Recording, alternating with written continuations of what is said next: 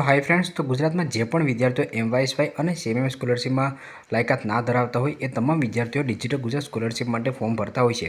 હવે જે પણ વિદ્યાર્થીઓ medical, nursing courses, veterinary, agriculture વગેરે કોર્સીસમાં એડમિશન લેતા હોય તો આમાં રાઉન્ડની પ્રોસેસ દરમિયાન એડમિશન થતું હોય એટલે એ વિદ્યાર્થીઓનું એડમિશન મોડું થતું હોય છે અને ડિજિટલ ગુજરાત સ્કોલરશિપમાં ફોર્મ ભરવા માટેની તારીખ છે એ પૂરી થઈ જતી હોય છે. ખાસ કરીને એસસી અને એસટી કેટેગરીના વિદ્યાર્થીઓ છે ફ્રીશિપ કાર્ડની મદદથી એડમિશન લેતા હોય તો એ વિદ્યાર્થીઓનું એડમિશન પ્રોસેસ પર મોડી થતી હોય છે. તો ડિજિટલ ગુજરાત સ્કોલરશિપ માટેની જે ફોર્મ ભરવાની તારીખ છે ઓલરેડી પૂરી થઈ ગઈ છે.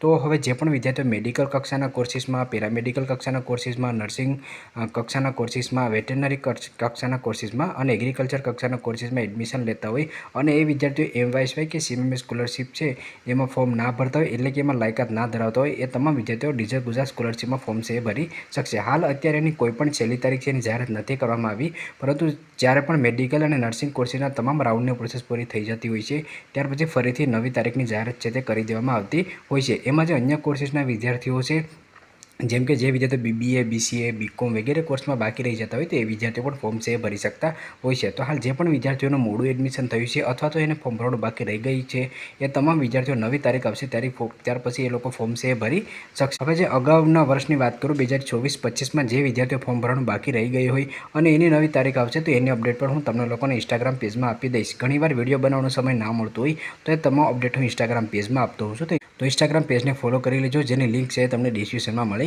જશે. જે પણ વિદ્યાર્થીઓ ડિજિટલ ગુજરાત સ્કોલરશિપમાં ફોર્મ ભરતા હોય તો એને 3 ફોર્મ છે તે ભરવાના હોય છે. એક તમારું પોસ્ટ મેટ્રિક સ્કોલરશિપ ફોર્મ, જે વિદ્યાર્થીઓ ફ્રીશિપ કાર્ડથી એડમિશન લેતા હોય એ ફ્રીશિપ કાર્ડનું પોસ્ટ મેટ્રિક સ્કોલરશિપ ફોર્મ ભરશે અને જે વિદ્યાર્થીઓ ફ્રીશિપ કાર્ડ વગરના હોય એ તમામ વિદ્યાર્થીઓને પોસ્ટ મેટ્રિક સ્કોલરશિપનું ફોર્મ છે તે ભરવાનું હોય છે. એની સાથે તમે હોસ્ટેલમાં રહેતા હોય તો તમારા લોકોને ફૂડ બિલ સહાયનું એટલે કે ભોજન સહાયનું ફોર્મ ભરવાનું હોય છે, જેના વર્ષના તમને 12,000થી લઈને 15,000 રૂપિયા છે તે મળતા હોય છે. તો એ 2 ફોર્મ તમારે ભરવાના રહેશે અને ત્રીજું ફોર્મ તમારે ભરવાનું છે સાધન સહાયનું ફોર્મ. આ સાધન સહાયનું ફોર્મ છે એ મેડિકલ કક્ષાના કોર્સીસમાં, એન્જિનિયરિંગ કક્ષાના કોર્સીસના અને ડિપ્લોમા કક્ષાના કોર્સીસમાં મળતું હોય છે. જે નર્સિંગ કક્ષાના કોર્સીસ છે એના માટે તમે સન્માન પોર્ટલ છે એમાં ફોર્મ ભરી શકો છો જો તમે એમાં લાયકાત ધરાવતા હોય છે.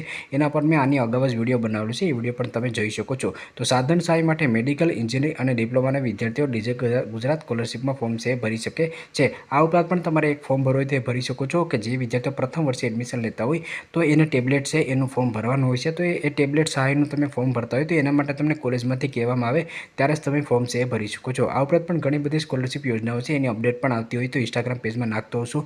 તો ઇન્સ્ટાગ્રામ પેજમાં તમે ફોલો કરી લેજો, જેથી કરીને ઘણીવાર વિડીયો બનાવવાનો સમય ના મળ્યો હોય તો કોઈ પણ અપડેટ છે તમારે મિસ ના થાય. તો અત્યારે જે પણ વિદ્યાર્થીઓને ફોર્મ ભરવાનું બાકી રહી ગયું હોય અથવા તો એનું મોડું એડમિશન થયું હોય તો તમામ વિદ્યાર્થીઓ માટે તારીખનો વધારો કરવામાં આવશે, એટલે કોઈ પણ વિદ્યાર્થીઓને ટેન્શન લેવાની જરૂરત નથી. અને જ્યારે તારીખનો વધારો કરવામાં આવશે ત્યારે 100% હું વિડીયો બનાવીને તમને લોકોને અપડેટ છે એ કરી દઈશ. જો તમને અપડેટ પસંદ આવી તો લાઇક કરજો અને ચેનલમાં ન હોય તો ચેનલને સબસ્ક્રાઈબર કરવાનું ભૂલશો નહીં.